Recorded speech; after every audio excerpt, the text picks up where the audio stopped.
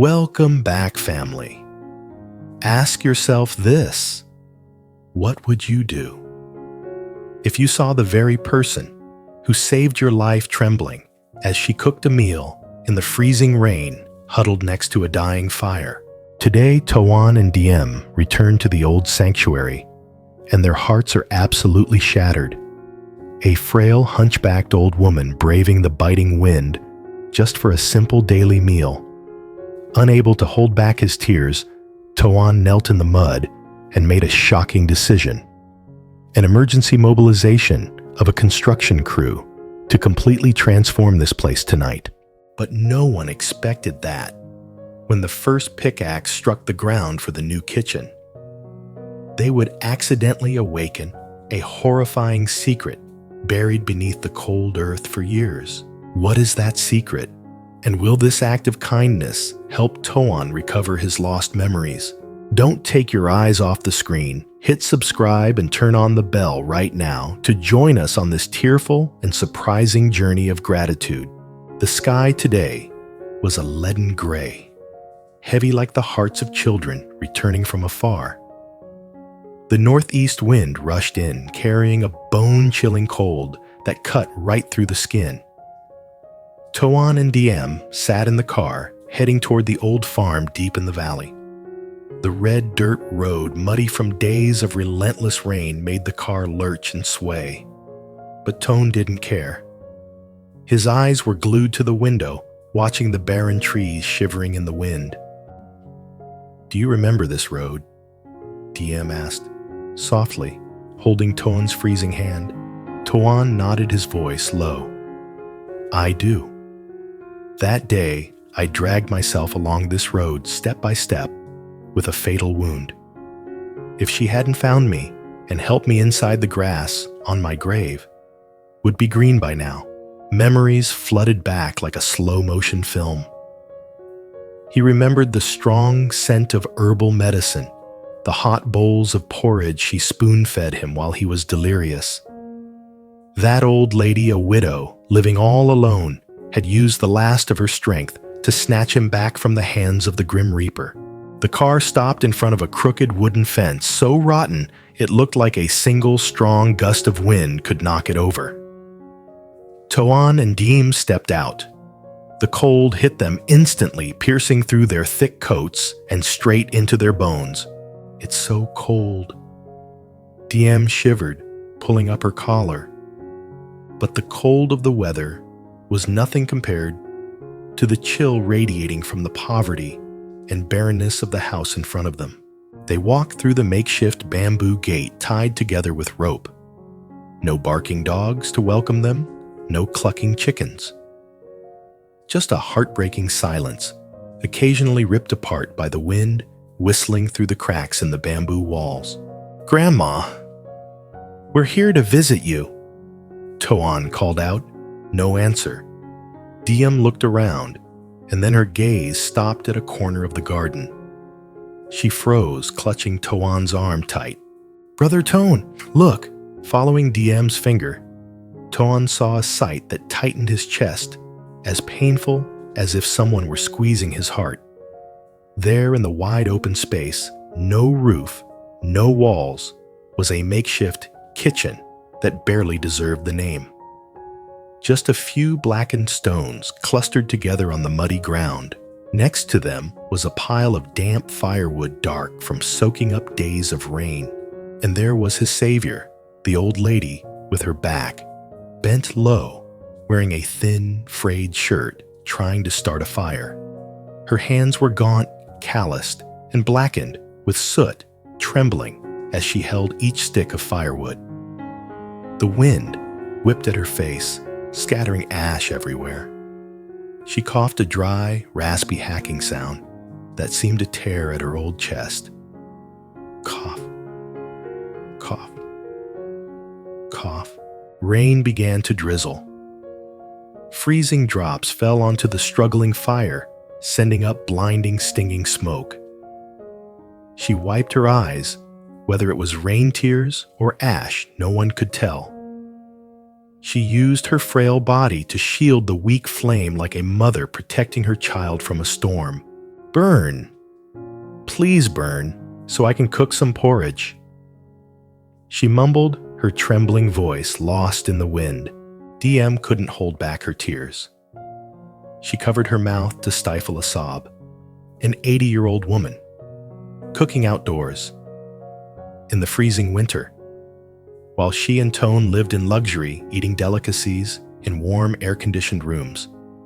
The contrast was so cruel that DM felt overwhelmed with guilt. Towan stood rooted to the spot. He watched the old woman's bare feet stepping on the slippery ground. Just one slip, just one fall into that fire or onto that gravel. How terrible would the consequences be? Old age is like a lamp in the wind.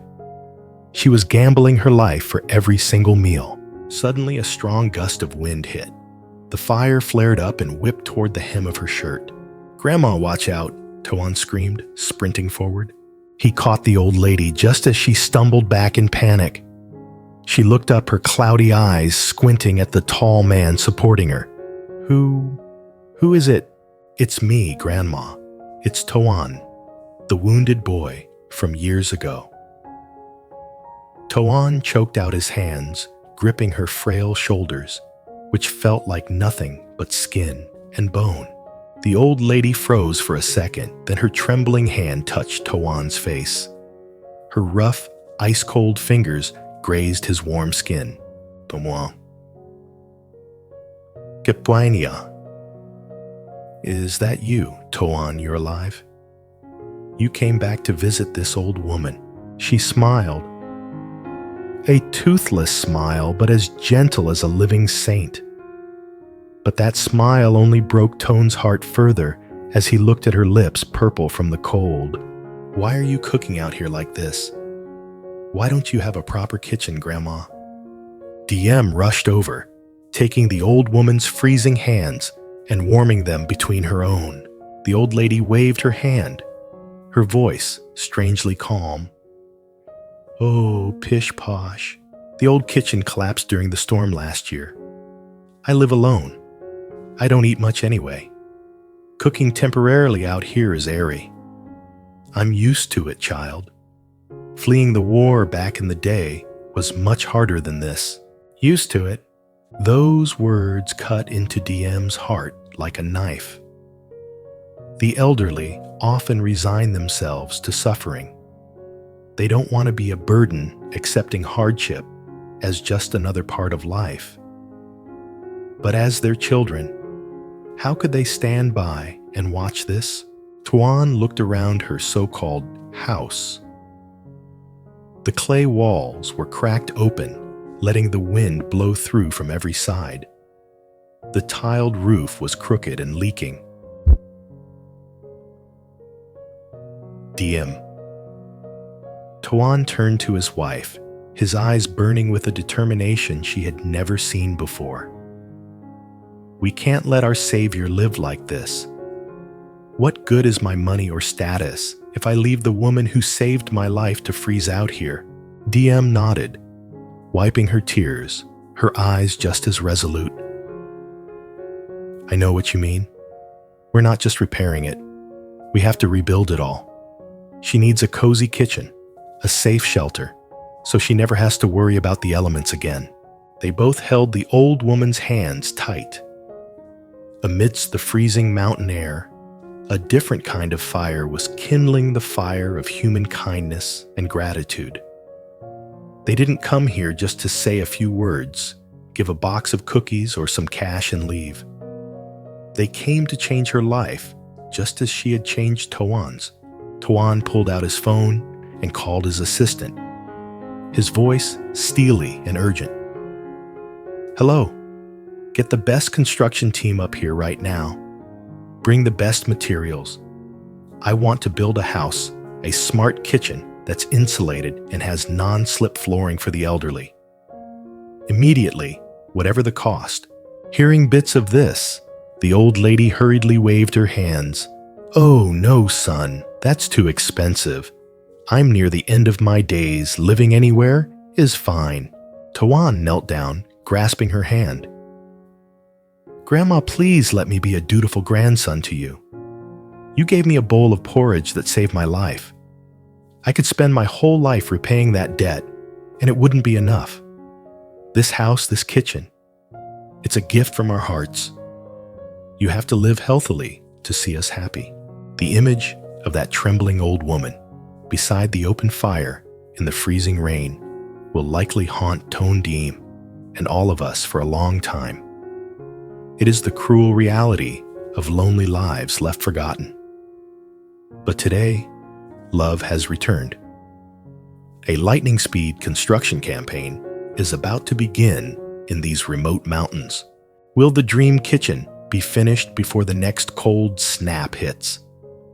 And while digging the foundation, will they accidentally uncover a secret she has buried beneath that cold ground for years?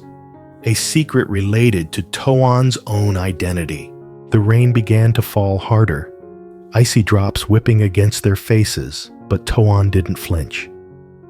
He let go of Diem's hand, taking slow, steady steps toward the old woman huddled by the dying fire. She looked up, squinting her cloudy eyes at him, her trembling hand trying to pull her shirt to hide her ragged poverty. "Toan, it's raining hard. You two go inside, or you'll get sick." Her voice was a wheeze lost in the wind.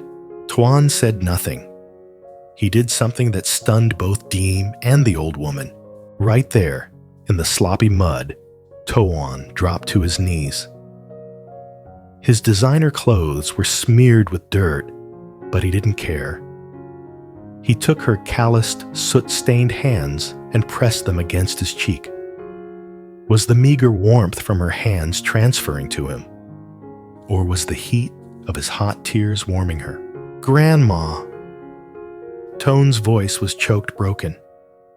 "Please don't send us inside. Please allow me to rebuild this kitchen for you, okay?" Flustered, she tried to pull her hands away. "Oh my. Stand up, son. I'm used to it. This shabby kitchen gets the job done. You doing this will shorten my life." "No, Grandma." Toan looked up, his eyes determined, but filled with tears. "Back then, when I was lying half dead by the stream, you didn't care that I was dirty. You weren't afraid I'd bring you trouble. You saved me. That porridge you cooked, that fire you lit, gave me a second life. Now, seeing you freeze like this, what is the point of my living in luxury? What is the point of eating well and dressing well?" He squeezed her hands tighter. "This isn't charity. This is basic humanity. Please just consider it. A small gift from a grandson returning from afar to make your life a little less hard. If you refuse, it means you look down on me. It means you don't accept this grandson." Diem ran over and knelt beside Toan. She hugged the old woman's shoulders, tears streaming down her cheeks. "Grandma, please agree. We won't hire strangers. My husband and I will work alongside the builders ourselves. We want you to have a warm place to cook so you won't cough anymore this winter." The old woman looked at the two children, kneeling at her feet, her old eyes welling up. Trembling, she stroked Toan's head, then Diem's. "Oh, you two rascals, making an old woman cry." She smiled a toothless smile, gentle as a fairy in a folk tale. All right. Do what you want, but don't spend too much. I won't live much longer anyway. You will live to be 100. You're going to live a long time, so we can take care of you." Toan cheered, jumping up to help her onto the porch. The anxiety in his heart vanished, replaced by a fiery energy. Immediately, Toan made a call. It wasn't the voice of a bewildered amnesiac, but the commanding tone of a decisive leader. "Wenchio. Hello, Uncle Ba. Dispatch 2 trucks of materials to the hill farm immediately. Bricks, cement, roofing tiles, an induction cooktop, and oak cabinets. Get the 5 most skilled workers. Within, you need to be here in 1 hour. Money is no object. Double it if you have to just get here fast. Just an hour later, the silence of the remote hills was shattered by the roar of truck engines. A construction squad descended upon the farm. Curious neighbors flocked to watch, gasping in amazement. No longer the spoiled rich kid, Toan rolled up his sleeves, put on a hard hat, and dove in with the workers to clear the rubble of the old kitchen.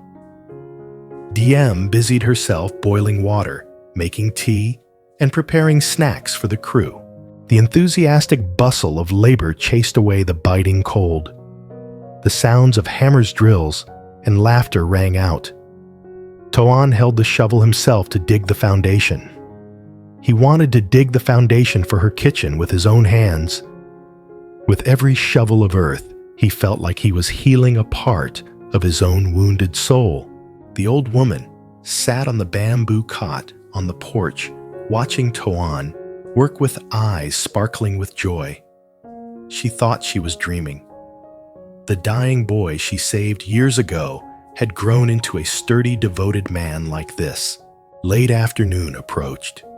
The rain had stopped completely, but the mud was still sloppy. Towan was digging a trench for the new water pipe right next to where the old stone stove used to sit. The ground here was hard and mixed with gravel. Toan swung the pickaxe with all his might. Clang! A jarring metallic sound rang out, completely different from metal hitting stone. The vibration traveled up the handle, numbing Toan's entire arm. "What is that?" Toan mumbled. He bent down, brushing away the layer of mud with his hands. About 50 centimeters deep, the corner of a metal object was exposed, rusted, and caked in red dirt. "Brother Toan, what's wrong?" DM saw Toan stop and ran over out of curiosity. "I hit something. It looks like an iron box." Toan frowned. The workers gathered around. Toan carefully dug around it. Finally, he pulled up a rectangular metal box about the size of a sheet of paper. It was wrapped tightly in multiple layers of oilcloth nylon, the waterproof kind used in the military years ago, before revealing the rusted iron shell.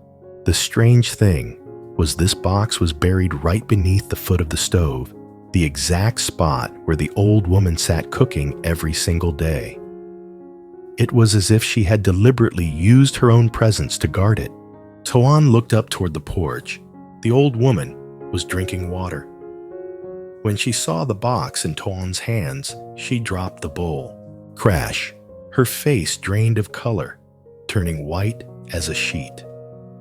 She stumbled to her feet, her trembling lips moving, but making no sound. "Grandma, is this box yours?" Toan asked, a sense of unease creeping into his heart. She didn't answer. She hobbled quickly toward Toan, her eyes wide with fear, mixed with a strange relief. "It's time. Finally. Heaven is forcing it up." She whispered, her voice cracking. Toan placed the box on the stone table. The oilcloth was removed. The iron box was revealed old but intact, locked with a tiny but sturdy brass padlock. On the lid, a line of text scratched with a sharp knife was faintly visible. The handwriting was scrawled but readable. "To my son, the day you return." Toan's heart pounded in his chest. Son. The old woman had no children. She had lived alone her whole life. So who was this box for? Unless, trembling, the old woman reached into her inner pocket and pulled out a tiny key, blackened by time, strung on a parachute cord she wore close to her body. She handed the key to Toan, tears welling in her eyes. "Open it, son. This is yours. I buried it here 2 years ago, ever since that stormy night. Time seemed to stand still, Diem gripped Toan's hand tight, feeling her husband's tremors. Toan inserted the key into the lock. Click. The dry sound of the latch springing open echoed in the silence. The lid slowly creaked open. Inside, there was no gold, no jewelry. The first thing that caught Toan's eye was a worn, tattered brown leather wallet. And beneath the wallet lay a handgun, whether a replica or a keepsake, it was yet to be verified, and a thick stack of documents sealed in a moisture-proof bag. But it wasn't the gun that made Toan scream in agony. It was the photograph tucked loosely inside the wallet. Toan picked it up. It was a picture of a happy family, a dashing man, a beautiful woman, and a boy about 10 years old, beaming next to a luxury car. The man in the photo looked exactly like Toan, and the woman was Mother Thu. But the boy, that boy, was wearing a necklace with a red sunflower pendant. Toan suddenly clutched his head, letting out a gut-wrenching scream. He collapsed to the ground, his hand still crushing the photo. A headache slammed into him, more violent than ever before. It wasn't physical pain. It felt like a drill, boring straight into his brain, shattering the wall of memory he had unconsciously built to protect himself. Inside his head, fragmented images began to snap together at breakneck speed. Screeching tires, burning the asphalt, gunshots, bang, bang. Blood, fresh red blood staining a bouquet of sunflowers. He was hugging this bag, running for his life through the forest, the old woman pulling him into the bushes. Bury it now, if you want to live. Brother Towan, what's happening to you? Doctor, call an ambulance. Diem panicked while holding her husband as tears streamed down her face. Towan was convulsing his eyes, rolling back, foam forming at his mouth. The memories were returning too fast, too brutally overloading his brain. The old woman stood nearby, tears pouring down her face. She looked up at the sky and wailed, "Tragedy. Such a tragedy. I tried to hide it so he could live peacefully as a normal person. Why did heaven make him remember? Why make him remember that blood-soaked family feud?" While chaos engulfed the construction site, no one noticed that far away on the opposite hill, hidden behind thick acacia trees, a jet-black pickup truck was lurking silently. The window rolled down halfway. A long-range telephoto lens was pointed straight at the kitchen, recording the entire scene of Toan digging up the box and his subsequent seizure. The man in the car wore sunglasses and cracked a cold smirk. He raised a walkie-talkie to his mouth. "Report to Eagle.